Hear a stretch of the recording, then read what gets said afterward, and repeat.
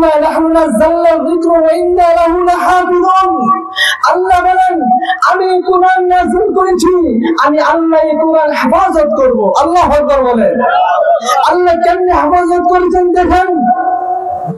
আল্লাহ দুনিয়াতে যত নবী বানাইছেন এমন কোন নবী নাই যে নবীর উম্মত তাদের কিতাব মুখস্থ করেছে, কিন্তু আল্লাহ তাআলা আমার নবী আপনার নবী মুহাম্মদুর রাসূলুল্লাহকে যে কিতাব দিয়েছেন এই কিতাব আল্লাহ হেফাজত করেছেন।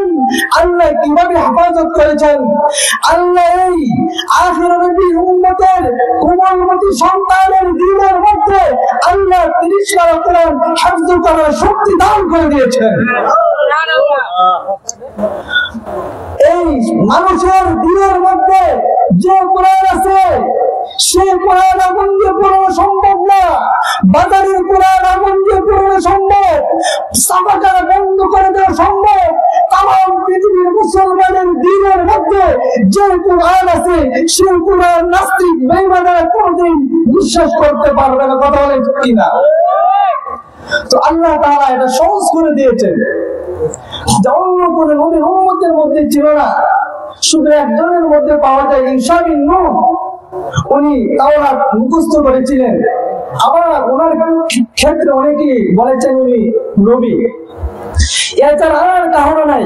আমাদের এই মুসলমানের কত লক্ষ লক্ষ কোটি কোটি সন্তান আছে যারা এই কোরআন মুখস্থ করেছে, এর কোন নির্দিষ্ট সংখ্যা জানা আছে? কাফেররা চাইলেও এই কোরআনের বিন্দু পরিমাণ পরিবর্তন করতে পারবে না। মুসলমানের ইনসানিয়ত, ইসলামিয়ত, ওয়াহদানিয়তকে তারা নষ্ট করতে পারবে না। তারা চাইলেও এই কোরআনের একটি সূরার মধ্যে পরিবর্তন ঘটাইতে পারবে না। সূরা কেন একটি আয়াতের মধ্যে পরিবর্তন করতে পারবে না? আরে একটি আয়াত কেন একটা শব্দের মধ্যে পরিবর্তন ঘটাইতে পারবে না? একটা শব্দ কেন একটা জবর, একটা নুক্তা, একটা তাসদীদের মধ্যে তারা পরিবর্তন ঘটাইতে পারবে না।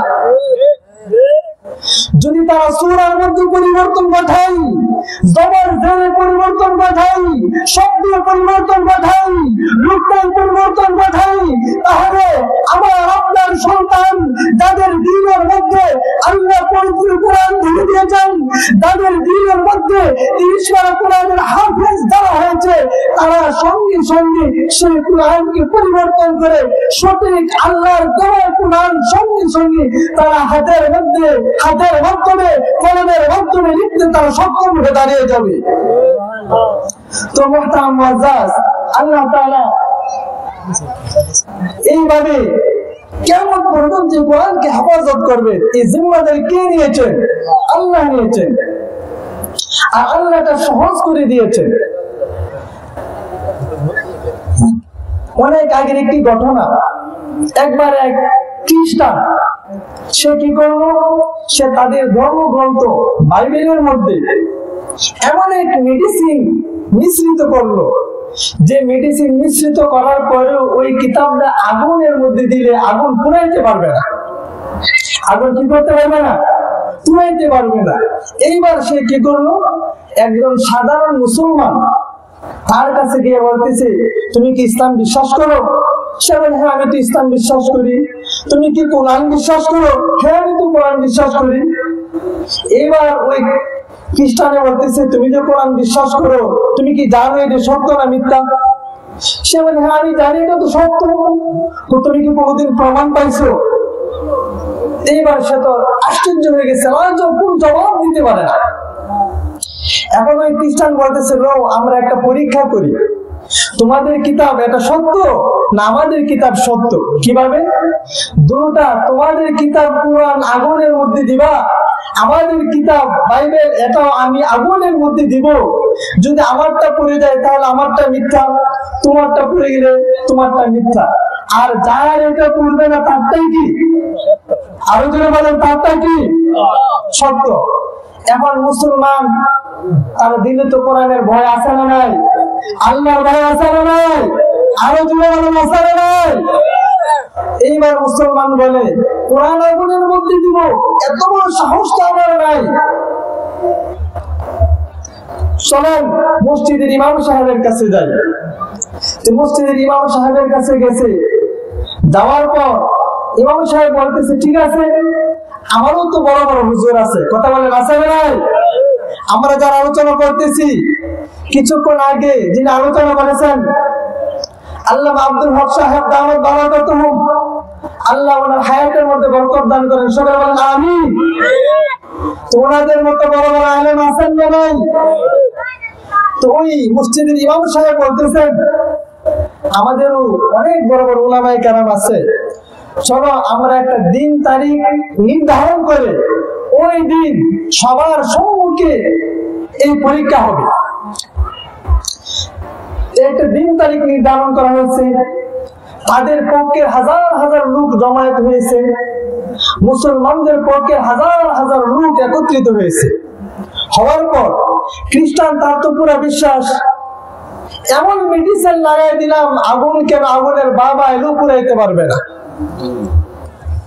এরপর মঞ্চ তৈরি করা হয়েছে, মঞ্চের মধ্যে মুসলমানদের পক্ষে উলামায়ে কেরাম ওনারা বসছেন, ওনাদের মধ্য থেকে যিনি শীর্ষস্থানে হাক্কানি রব্বানি আলেম উনি উপস্থিত হয়েছেন। সবাই বলতেছেন আমাদের পক্ষ থেকে আমাদের মুরব্বী হুজুর উনি কথা বলবেন। তো ওনাদের পক্ষ থেকে তো তাদের খ্রিস্টান পাদ্রী আগে থেকে রেডি, তো খ্রিস্টান পাদ্রী প্রস্তাব দিতেছে সবার সামনে, ধর্ম ইসলাম সত্য না আমাদেরটা সত্য, এটার প্রমাণ আজকে হবে, মানুষের মধ্যে আর কোন বিভ্রান্ত চলবে না, প্রমাণ সবার সামনে হবে। কিভাবে হবে? আমাদের কিতাব আগুনের মধ্যে দিব, তাদের কিতাব কোরআন আগুনের মধ্যে দিবে, যেটা পুড়বে না সেটা সত্য, যেটা পুড়ে যাবে সেটা কি? আরো জুড়ে বলেন সেটা কি? মিথ্যা। তো এইবার হুজুরে বলতেছে শোনেন, আপনার কিতাব আগুনের মধ্যে দেওয়ার দরকার নাই, আমার কোরআন আগুনের মধ্যে দেওয়ার দরকার নাই, আসল পরীক্ষা হবে, সাধারণ কোন পরীক্ষা নাই, কঠিন পরীক্ষা। সেই পরীক্ষা কি?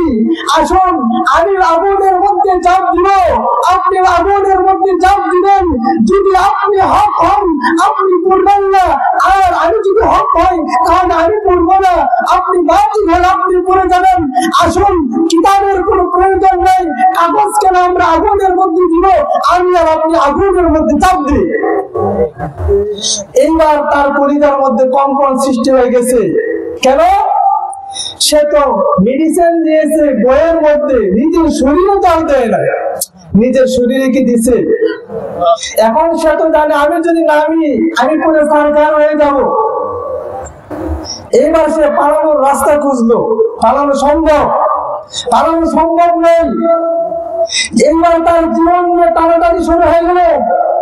এই জন্য মনে রাখবেন, ইসলাম এটা হলো হক ধর্ম, সত্য ধর্ম, কোরআন হলো সত্য আল্লাহর দেওয়া বিধানের কোরআন। যারা এই কোরআন নিয়ে তামাশা করবে, ইসলাম নিয়ে তামাশা করবে, হক নিয়ে তামাশা করবে, মসজিদ মাদ্রাসা নিয়ে তামাশা করবে, তাদেরকে আল্লাহ ছাড় দেন, ছেড়ে দিবেন না। অবশ্যই অবশ্যই আল্লাহ তাদেরকে দুনিয়ার জমিনের মধ্যে বিচার অবশ্যই করবেন। এই জন্য মুহতারাম মুআজ্জাজ, তখন কোরআন নিয়ে বেয়াদবি করা যাবে না, ইসলাম নিয়ে বেয়াদবি করা যাবে না, মসজিদ আল্লাহর ঘর এটা নিয়ে বেয়াদবি করা যাবে না, মাদ্রাসা নবীর ঘর এটা নিয়ে বেয়াদবি করা যাবে না। পারলে যতটুকু সম্ভব আমি আমার সাধ্য অনুযায়ী ইসলামের পক্ষে থাকবো, ইসলামের কথা বলবো, কোরআনের পক্ষে থাকবো, কোরআনের কথা বলবো, সুন্নাহর পক্ষে থাকবো, সুন্নাহর কথা বলবো, দ্বীনের পক্ষে থাকবো, দ্বীনের কথা বলবো। আর যদি না হয় প্রয়োজনে নীরব থাকবো, কিন্তু বিরোধিতা করবো না। কথা বলেন ঠিক কিনা? বিরোধিতা করা যাবে? বিরোধিতা করা যাবে না। যাই হোক মুহতারাম, যে কথা বলতেছিলাম, আল্লাহ তাআলা প্রিয় হাবিব মুহাম্মদুর রাসূলুল্লাহকে কাউসার দিয়েছিলেন। কি দিয়েছেন? এটা হলো অজস্র একটা কল্যাণ, এটা হলো জান্নাতের একটি নহর। এটা ওই সকল ব্যক্তিরা পাবে যাদের মধ্যে দুইটা গুণ থাকবে। কয়টি গুণ? যাদের মধ্যে দুইটি গুণ থাকবে। কয়টি গুণ? আরো যদি বলেন গুণ কয়টি? দুইটি গুণ। কি কি? আল্লাহ এটা বলেই দিয়েছেন, ফাসাল্লি লিরাব্বিকা ওয়ানহার। এই অজস্র কল্যাণের মালিক হওয়ার জন্য, জান্নাতের নহর পাওয়ার জন্য, কাল কিয়ামতের মাঠে আল্লাহর হাবিব আল্লাহ হাবিবের হাতে নবীর যে উম্মত হাউজে কাউসারের পানি পান করবে, জান্নাতে যাওয়ার আগ পর্যন্ত ওই উম্মত আর কখনো পিপাসিত হবে না। সুবহানাল্লাহ বলে। এই হাউজে কাউসার আমরা সবাই পাইতে চাই কি চাই না? সবাই চাই কি চাই না? আল্লাহ তাআলা আমাদের সবাইকে নবীর হাতে হাউজে কাউসারের পানি পান করার তৌফিক দেন। সবাই বলেন আমিন। তবে এই দুইটি কথা বলে শেষ করবো, হুজুর চলে আসছে।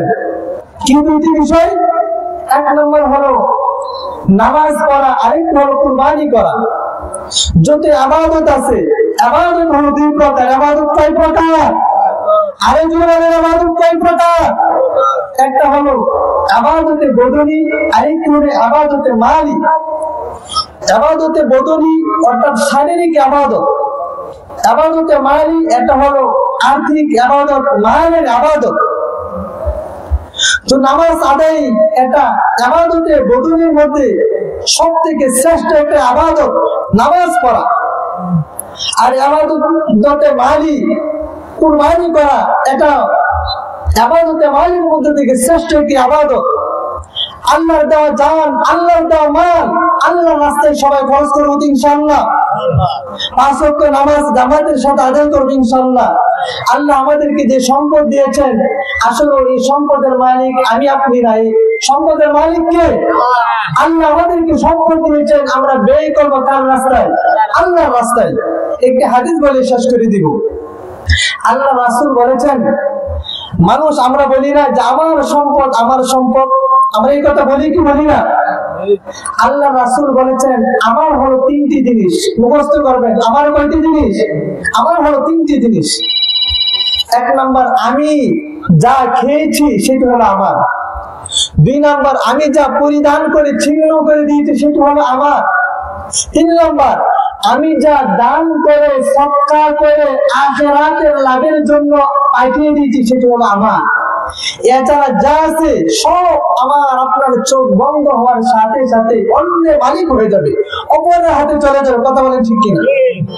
এজন্য আমরা সবাই আমাদের নিজের পরকালীন মুক্তির জন্য বেশি বেশি দান সদকা করব ইনশাআল্লাহ। আল্লাহ তাআলা আমাদের সবাইকে কবুল করেন। সকলে বলে আমিন। وآخر دعوانا أن الحمد لله رب العالمين. السلام عليكم ورحمة الله وبركاته.